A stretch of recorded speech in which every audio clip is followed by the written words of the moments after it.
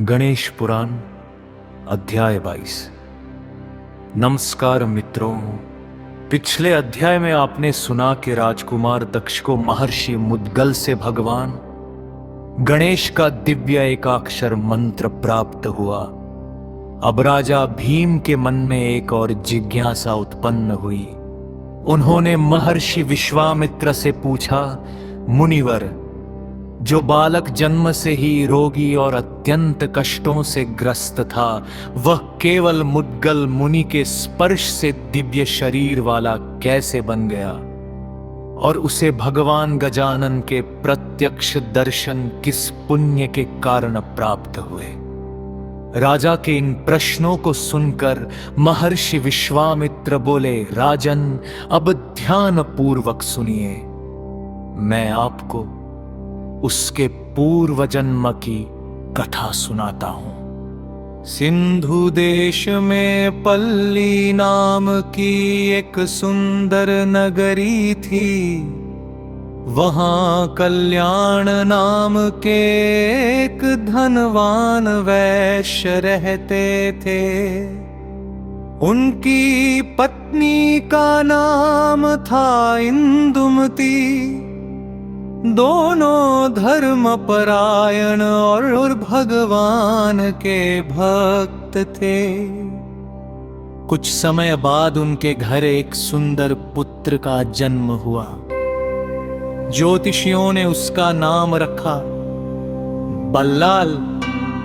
बचपन से ही बल्लाल का मन भगवान गणेश की भक्ति में लगा रहता था।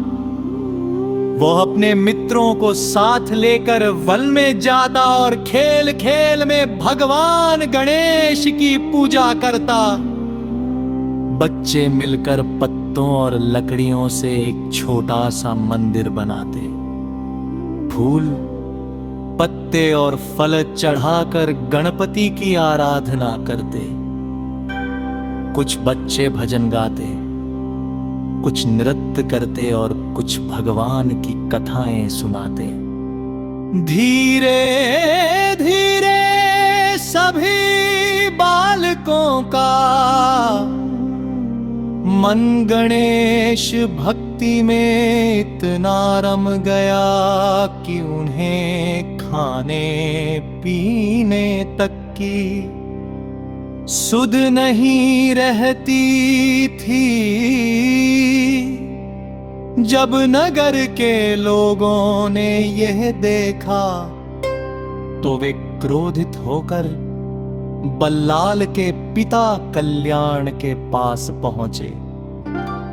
उन्होंने कहा, आपका पुत्र हमारे बच्चों को भी दिन रात जंगल में ले जाता है। वे घर नहीं आते, भोजन नहीं करते।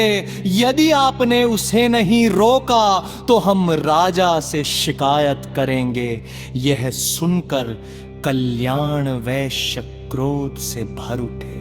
वे तुरंत जंगल पहुंचे।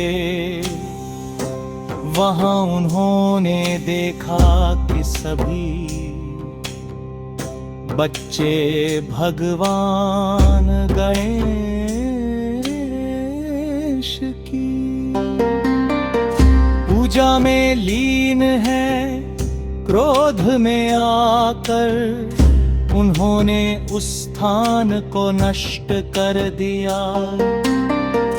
गणेश जी की मूर्ति को दूर फेंक दिया और बच्चों को डांट कर भगा दिया। लेकिन एक बालक वही अडिग खड़ा रहा। वो था बल्लाल। उसकी आंखों में भगवान गणेश के प्रति अटूट प्रेम था। यह देखकर कल्याण और भी क्रोधित हो गए। उन्होंने बल्लाल को बहुत मारा और रस्सियों से बांधकर एक वृक्ष से बांध दिया। फिर क्रोध में बोले, यदि तुम्हारे गणेश सचमुच देवता है तो वही तुम्हें मुक्त करेंगे। अब मैं तुम्हें भोजन और पानी भी नहीं दूंगा।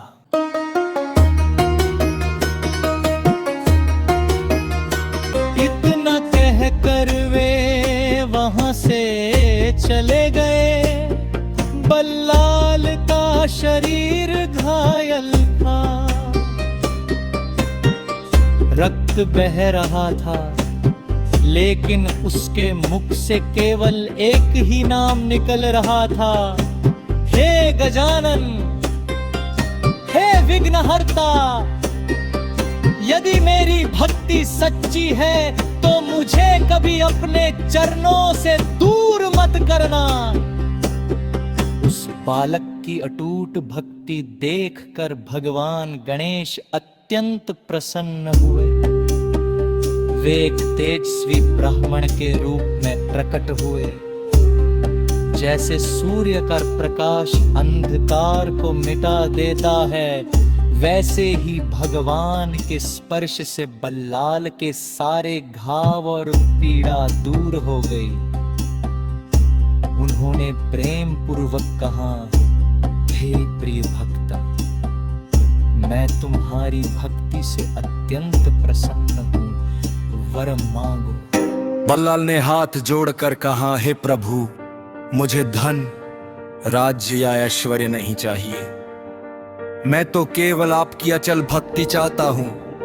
भगवान गजानन मुस्कुराए और बोले, पुत्र, इस स्थान पर मैं बल्लाल विनायक नाम से सदा प्रतिष्ठित रहूंगा।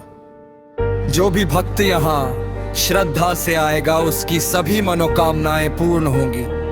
फिर भगवान ने कहा, जिसने तुम्हें कष्ट दिया है उससे उसके कर्मों का फल अवश्य प्राप्त होगा। इतना कहकर भगवान गणेश अंतर्धान हो गए। बाद में बल्लाल ने उसी स्थान पर एक सुंदर मंदिर का निर्माण करवाया और अपना संपूर्ण जीवन भगवान गणेश की सेवा में समर्पित कर दिया। महर्षि विश्वामित्र ने राजा भीम से कहा, राजन, राजन, राजन, जो भी मनुष्य श्रद्धा से बल्लाल विनायक की इस दिव्य कथा का श्रवण करता है, वह पापों से मुक्त होकर अपनी सभी मनोकामनाओं को प्राप्त करता है। अब आगे क्या हुआ? गणेश पुराण के अध्याय 23 में एक और अद्भुत प्रसंग आपका इंतजार कर रहा है। श्री गणेशाय नमः।